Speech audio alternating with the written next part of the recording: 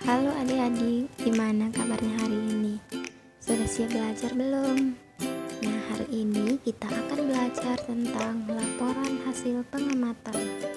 Yang pertama, ada pengertian laporan hasil pengamatan. Teks laporan hasil pengamatan merupakan teks yang berisi informasi dari hasil aktivitas pengamatan terhadap suatu objek. Adapun hal-hal yang bisa menjadi objek yang diangkat untuk ditulis menjadi teks laporan pengamatan adalah keadaan alam, keadaan lingkungan, hewan, tumbuhan, sosial, sebuah peristiwa, kesenian, dan kebudayaan.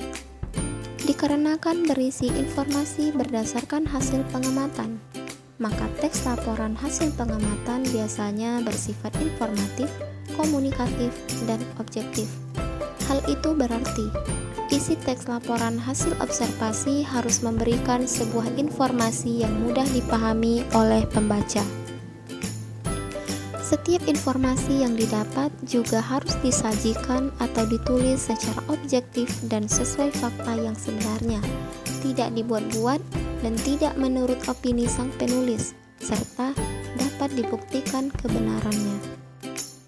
Selanjutnya yaitu ciri-ciri laporan hasil pengamatan. Ciri-ciri laporan hasil pengamatan dibedakan menjadi dua, yaitu berdasarkan isi dan berdasarkan kaidah bahasa. Nah, yang pertama yaitu ciri-ciri teks laporan hasil pengamatan berdasarkan isinya. 1. Bersifat objektif. 2. Berdasarkan fakta yang ditemukan ketika melakukan pengamatan. 3. Tidak mengandung hal-hal yang bersifat menyimpang, dugaan-dugaan yang tidak tepat, atau pemihakan terhadap sesuatu. 4. Ditulis secara lengkap. 5. Mengandung pengertian objek yang diamati. 6. Mengandung pengklasifikasian objek yang diamati. 7. Mengandung deskripsi objek yang diamati.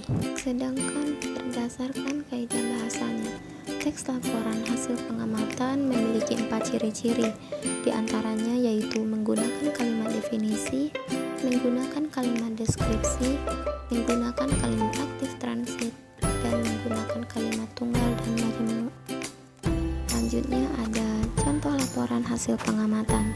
Nah, contoh laporan hasil pengamatan ini dapat adik-adik lihat di buku siswa tema 1 Selamatkan Makhluk Hidup, subtema 1 Tumbuhan Sahabatku, pembelajaran 1 halaman 2 yang berjudul Bagaimana Jagung Berkembang Biak.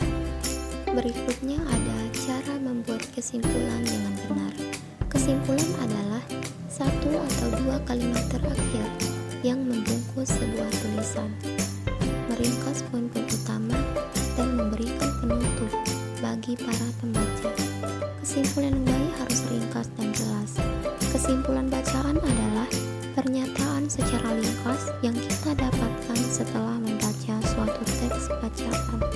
Berikut merupakan cara menentukan kesimpulan dengan tepat. 1. Baca bacaan dengan cermat dan teliti.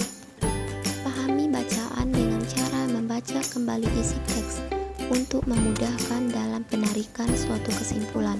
2. Tentukan kalimat utama paragraf. Kalimat utama adalah inti dari gagasan sebuah karya tulis yang ada di dalamnya. 3. Tentukan ide pokok paragraf. Menentukan ide pokok pada bacaan yang telah disusun berupa gagasan yang menjadi fokus tulisan. Hal ini bertujuan agar peneliti dapat memaparkan kesimpulan dari bacaan tersebut dan pesan yang akan disampaikan kepada pembaca. 4. Rangkai kesimpulan paragraf menjadi kesimpulan bacaan. Jika ingin membuat kesimpulan, pastikan 3 kriteria berikut sudah ada dalam kesimpulan yang akan disusun. 1.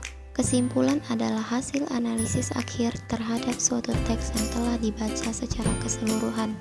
2. Sebuah kesimpulan akan menggambarkan isi dan paragraf dari awal hingga akhir. 3. Kesimpulan akan berisi hal-hal esensial yang terdapat dalam paragraf sebelumnya.